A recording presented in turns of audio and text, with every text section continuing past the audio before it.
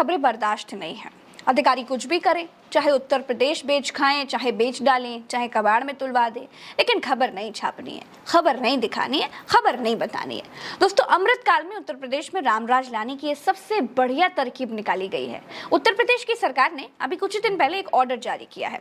जो नेगेटिव खबरें सरकार की छवि को धूमिल करती हो, उनकी जांच जिलाधिकारी लोग करेंगे और एक्शन लेंगे। तो उत्तर प्रदेश की सरकार बिजली की रफ्तार से इस पर अमल करने में जुट गई है। नेगेटिव खबरों की जांच तो छोड़िए, नेगेटिव खबर छपने से पहले ही पत्रकारों पर एफआईआर दर्ज हुई जा रही है। पलिया में कबाड़ की दुकान से ट्रक में एनसीईआरटी की किताबें कबाड़ के साथ ट्रक में लादी जा रही थी। अमृत विचार अखबार के लिए काम करने वाले एक पत्रकार शिशिर शुक्ला ने इस खबर का वीडियो बना लिया, खबर लिखी और छापने से पहले शिक्षा अधिकारी के आधिकारिक बयान के लिए उन्हें फोन किया। शिक्षा अधिकारी को यह पता चल चुका था कि अगर बच्चों की इसी साल की किताबें कबाड़ में बिक रही हैं, अगर ये बात बाहर चली गई तो उनकी तो खटिया खड़ी हो सकती है। इसीलिए शिशिर के मुताबिक उसी रात शिक्षा अधिकारी ने पत्रकार पर 420 की धारा में एफआईआर दर्ज करा दी। दोस्तों, 420 कौन है? वो जो बच्चे की किताबें बेच रहे हैं। 420 कौन है? वो जो बच्चों की जिंदगी में रोशनी लाने वाली किताबें बेचकर माल पीट रहे हैं, या वो पत्रकार हैं जो ये खबर दिखा रहे हैं? शिशिर शुक्ला मेरे साथ जुड़े हैं। शिशिर शुक्ला से पूरी बात करेंगे। शिशिर शुक्ला जी, शुरू से बताइए कि आखिर क्या हुआ, कैसे मुकदमा लिखा गया और क्या 420 की है आपने? सबसे पहले मैंने देखा कि एक कबाड़ का जो दुकान था उससे किताबें लोड हो रही थी ट्रक में। ट्रक कबाड़ भी लोड हो, रद्दी लोड हो रही थी। रद्दी के बोरे और कुछ खुले बोरे लोड हो रहे थे। तो मैंने देखा कि मतलब उसमें सर्व शिक्षा अभियान का लोगो लगा हुआ है। अच्छा। तो लोगो देखा सर्व शिक्षा अभियान का, तो मेरे दिमाग में क्लिक किया, तो कि 3-4 खबर तो कवर करनी होती है, अखबार का मसला है, 2-3 पेज है। तो मैंने देखा कि ये लोगो चूंकि है तो किस सन की किताबें हैं ये मैं देखना चाह रहा था। तो मैं रुका, तो मैंने देखा कि वो 2023-2024 की किताबें थी। उसी के बाद मैंने मतलब फोटो वीडियो बनाया और खंड शिक्षा अधिकारी को दिया। खंड शिक्षा अधिकारी को कॉल किया, उनके ऑफिस भी गया, वहां पे भी कैमरे लगे होंगे तो उसमें आ जाएगा। तो उनको बोला तो उन्होंने कहा मैं बाहर हूँ, आप मुझे फोटो वीडियो भेज दीजिए। मैंने फोटो वीडियो भेजा। उसके बाद 11 बजे रात में वो 10-12 अपने अध्यापकों के साथ गए और वहां पे बहुत जिद करने लगे पलिया कोतवाली में। उसके बाद जो है मेरे ऊपर मुकदमा दर्ज हुआ, एफआईआर दर्ज हो गया। एफआईआर तो हुई। जो एफआईआर दर्ज हुई है आपके ऊपर शिशिर शुक्ला जी, उसमें क्या लिखा गया है? किस चीज के उसमें ये दोषी हैं लिखा आप? गया सच है कि दिखाने उसमें ये लिखा हुआ है कि मैं विभाग की और सरकार की छवि धूमिल कर रहा हूँ, इसलिए मुझ पर इस धारा में मुकदमा दर्ज किया जा रहा है। तो जो रिपोर्टिंग आपने करी, जो खबर आपने दिखाई, उसमें सरकार की छवि धूमिल कैसे हो रही है? नहीं, सरकार वो रिपोर्टिंग तो दूसरे दिन होती। मैं तो अखबार का पत्रकार हूँ, तो सुबह अखबार आता, उससे दूसरे दिन अखबार भी आए, सारे अखबारों में वो खबर छपी। उस एक दिन पहले रात में 11 बजे एफआईआर दर्ज हो जाती है 420 की धारा में। तो उसके बाद जो है फिर दूसरे दिन पत्रकार संगठन है, अधिवक्ता संगठन है, डॉक्टर्स एसोसिएशन है, और हमारे समाज के जो भी पत्रकार, वरिष्ठ पत्रकार लोग और जो एडिटर्स गिल्ड ने भी और सब लोगों ने मतलब समर्थन में वो किया है, प्रदर्शन किया है। जब अपना आपने सब ये खबर लिखी थी, एनसीईआरटी की किताबें कबाड़ में बेची जा रही हैं, तो आप पर एफआईआर जो दर्ज कराई गई, उसमें आपको क्या बताया गया कि आपने सरकार की छवि धूमिल करी है? धाराएं कौन सी लगी हैं? 420 की धारा के तहत 420 मुकदमा की दर्ज धारा लगी। किया है। और वो उसमें मेरे नंबर का जिक्र किया गया है, जो मेरा पर्सनल नंबर है, उस नंबर नहीं, पर आपने तो जो देखा, आपने वो खबर दिखाई ना, आपने जो देखा किताबें लोड हो रही थी एनसीईआरटी की, आपने ये भी चेक हाँ, किया इसी सत्र की हैं, तो दिक्कत इसी क्या आ सत्र रही की है है यहाँ पर? हाँ, जी, जी, जी, दिक्कत क्या जी। है? दिक्कत तो उनको ही है, मुझे तो कोई दिक्कत नहीं। मैं तो सच्चाई दिखाना चाहता हूँ और मैं तो चाहता हूँ कि छोटे बच्चे, गरीब बच्चे, सरकारी स्कूल के बच्चे भी पढ़ें। ये किताबें कम से कम रद्दी में तो ना जाएं, ये किताबें लोग बच्चे पढ़ें, क्योंकि वो जो शिक्षा है वो शेरनी का वो दूध है, जो पी लेगा वो दहाड़ने लगेगा। तो बिल्कुल सही बात है। मैं तो चाहता तो हूँ कि ये ये किताबें किताबें जब आपने पढ़े। देखी, ये तो बच्चों के पास पहुंचनी चाहिए थी। बिल्कुल, सरकारी बिल्कुल, किताबें हैं, यही मैं चाहता हूँ, बच्चों ये के पास किताबें होनी बच्चों चाहिए के थी, पास तो बेची पहुँचे। क्यों जा रही थी? आपको क्या कारण लगता है भाई? क्यों बेची ये जाती? तो इससे क्या लाभ है? अब इससे क्या लाभ है ये तो शिक्षा विभाग ही बता सकता है, बीईओ नागेंद्र चौधरी जी बता सकते हैं, जो इतना नाराज हो गए कि उन्होंने पुलिस में जाके एफआईआर दर्ज करा दी, वही बता सकते हैं कि इनसे क्या मतलब नुकसान हो रहा था। तो आपसे जब आप गए, आप किसी से मिलने के लिए गए होंगे, आपने पूछा होगा भाई जाकर के कि मेरे ऊपर एफआईआर कर दी, आखिर मेरा जुर्म तो बताओ, मैंने ऐसा क्या गलत कर दिया? तो आपको क्या बताया गया? क्या खबर ना दिखाया जाए?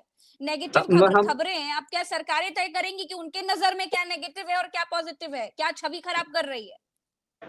तो हम लोग अपने ग्रुप के साथ, हम अपने संगठन के साथ, हमको ले गए थे वहां पे कोतवाली में। तो कोतवाल प्रमोद कुमार मिश्रा जी हैं, उन्होंने कहा कि उसमें केवल यही लिखा है कि इस नंबर से मुझे सूचना दी गई है।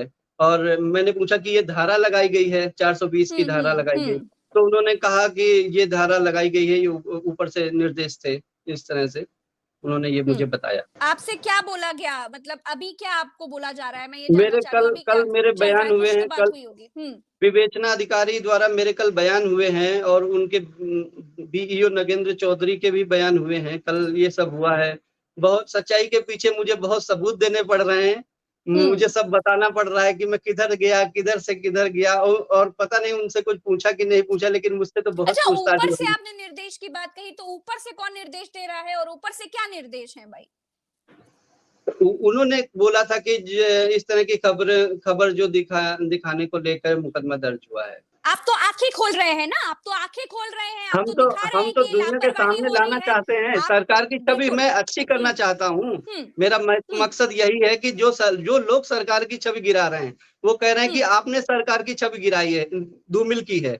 मैं कह रहा हूँ कि इस तरह के अधिकारी सरकार की छवि धूमिल कर रहे हैं। मैं तो सरकार की छवि बना रहा हूँ, मतलब खबरों के तहत मैं तो चाहता हूँ कि इस तरह का ना हो। जो स्कूल में किताबें आई हैं वो बच्चों को मिले, वो पढ़े, आगे बढ़े। नहीं तो बस उत्तर इतनी ही तो प्रदेश के मनसा है मेरी। मुख्यमंत्री योगी आदित्यनाथ जी कहते हैं भ्रष्टाचार पर जीरो टॉलरेंस होगा, तो फिर यहाँ पर क्या हो रहा है? अधिकारी क्या कर रहे हैं? मुख्यमंत्री जी देख नहीं रहे क्या भाई?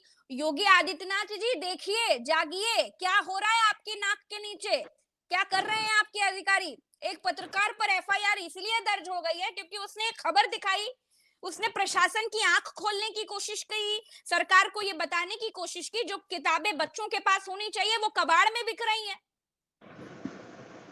आपने जब वो देखा कि ट्रक में लद रही थी किताबें, तब आप वो किताबें मतलब खुली पड़ी हुई थी, कितनी होंगी वो किताबें, और वो खुली पड़ी हुई थी, बोरियों में बंद थी, कैसी थी, मतलब आपकी वो नजर असल कैसी में पड़ी जो आपने चेक किया? सर्व शिक्षा अभियान का लोगो था। एक ट्रक में लोड हो रहे थे वो कबाड़ी के वहां से। तो मैंने देखा कि लोड हो रहा है, तो जब तक मैंने बोला तब तक उस ट्रक में डाल दिया। तो फिर मैंने उससे बोला एक बार उतारना, मुझे एक फोटो करना है, कोई बहुत बड़ी बात नहीं है, एक फोटो वीडियो करूंगा। तो उस लेबर ट्रक के ऊपर भी थे, ट्रक के नीचे भी थे, अच्छा, तो ऐसे ऐसे कितनी दे रहे। होंगी वो किताबें, कितनी किताबें होंगी? मैंने तो एक बंडल उतरवाया था, बाकी उसमें तो आधा ट्रक किताबें थी। लेकिन मैं ये नहीं कह सकता कि सारी किताबें वो थी, लेकिन कुछ थी। अच्छा हाँ, अच्छा। मतलब बंडल था, पैकेट पैकेट पूरा बंद, हाँ, सील बंद। वो मैं समझ गई। आपने कितनी देखी होंगी? आपने एक ही किताब ऊपर से देखी या फिर आपने कायदे से वो बंडल मैंने चेक किया बंडल कि देखा, सारी वही मैंने थी, बंडल एकदम देखा, नई मैंने सत्र की किताबें? मैंने पूरा बंडल देखा। वो 2023-24 का बंडल था। उसके बाद मेरे साथ एक साथी न्यूज 18 के हैं, वो भी आ गए, प्रशांत मिश्रा जी। उन्होंने वहीं से एसडीएम साहब को कॉल लगाया। वो चूंकि एक कार्यक्रम में व्यस्त थे, कन्या पाठशाला में वो कार्यक्रम हो रहा था शिक्षा से जुड़ा हुआ।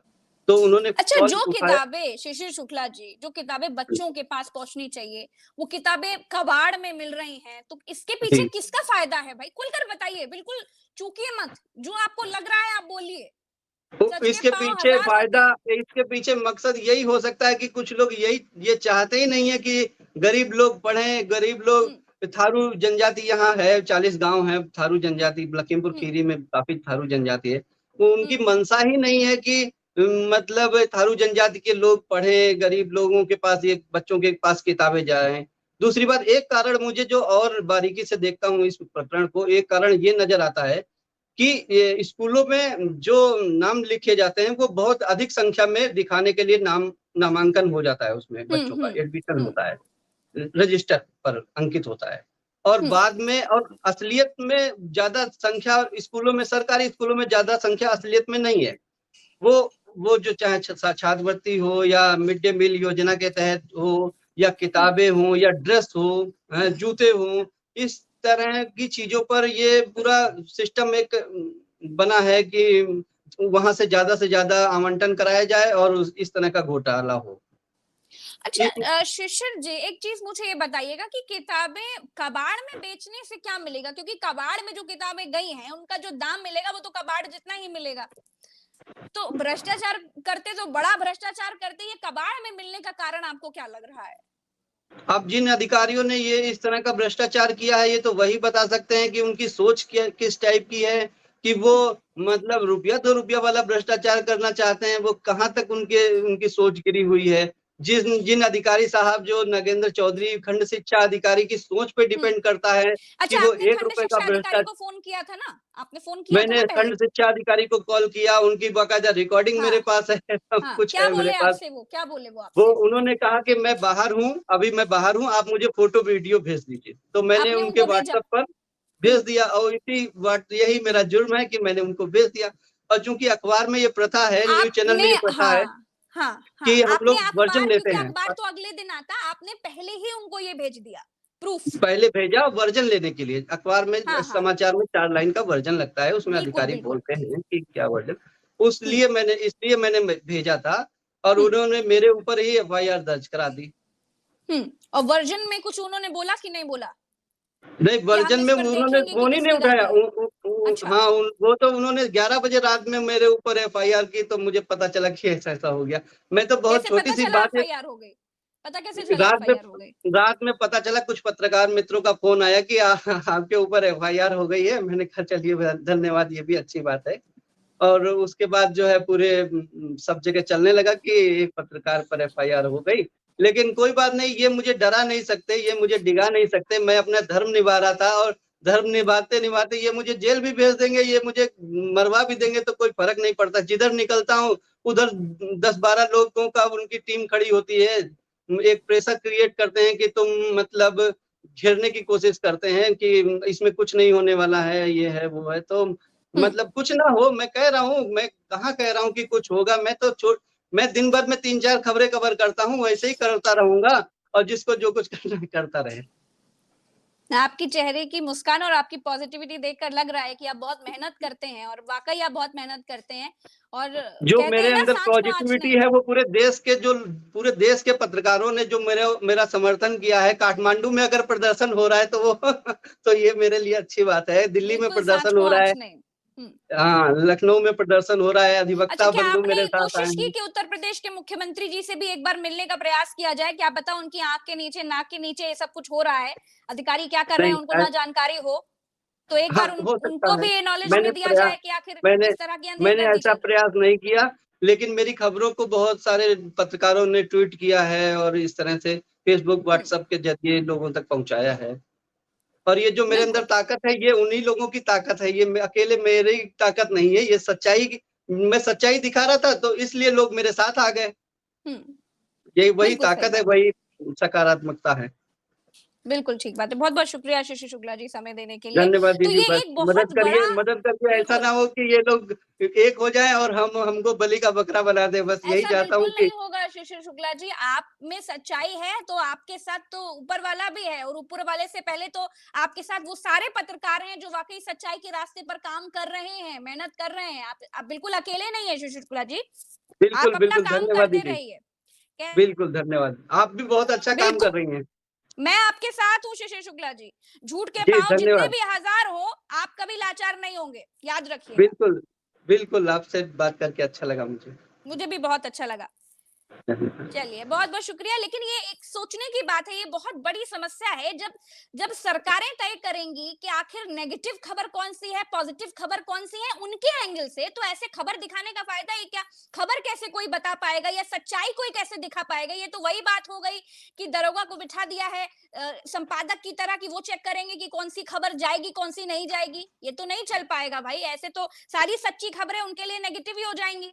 चलिए, पत्रकारों का काम होता है सरकारों की आंख खोलना, लेकिन आज हमारे साथ जो पत्रकार हैं वो वाकई प्रशासन की और सरकार की आंख खोल रहे हैं। लेकिन अब आंख जब खोल रहे हैं तो कंकड़ कुछ उनको भी पड़ रहे हैं, लेकिन कोई बात नहीं, सच के रास्ते में बहुत मुश्किलें आती हैं, लेकिन सच्चा व्यक्ति हमेशा आगे निकलता है। बहुत बहुत शुक्रिया शिशिर शुक्ला बिल्कुल। जी, धन्यवाद। धन्यवाद।